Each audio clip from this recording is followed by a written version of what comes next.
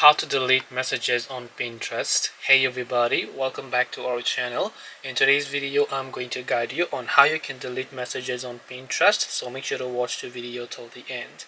Deleting messages on Pinterest is actually quite very simple. You can open up the Pinterest application here, and when you launch the Pinterest app you're gonna see this type of interface. So the problem here is pretty much simple. When you just come to the little DMs page here, you will be able to go to the messages tab, and then let's say you want to hide a certain message with someone over here.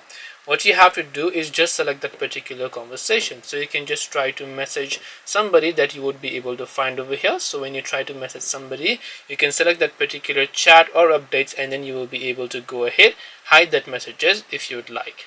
And this way you can go ahead and then hide or delete messages on Pinterest. Hope this video was very helpful. If you have got any more questions, then feel free to also leave them down below. Thank you for watching till the very end of this tutorial, and see you soon in the next video.